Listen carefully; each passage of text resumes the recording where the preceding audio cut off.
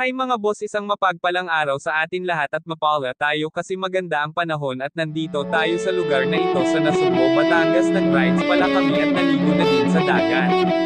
Ito yung unforgettable moment kasi minsan lang kami mag-rides at kadalasan sa mga rides kasama tropa, yung iba kasama mga boyfriend, girlfriend.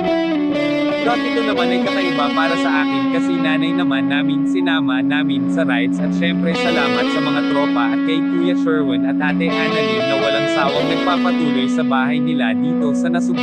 Ayan ito nga sinama namin nanay namin kasi matagal din siyang laging nasa bahay pag may lang siya nakakagala pero hindi sa ganitong lugar at first time niya mag-rides kasama ang isang apo niya si Ate Trisha. Ayan masayang masaya sila at nakapag-relax nakalanghap ng sariwang nanay ko, sinama ko sa rides.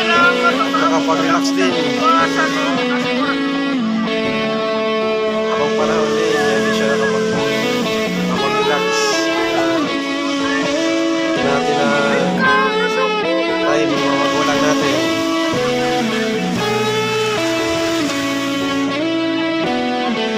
Ano yung masabi mo, mother, sa araw na ito?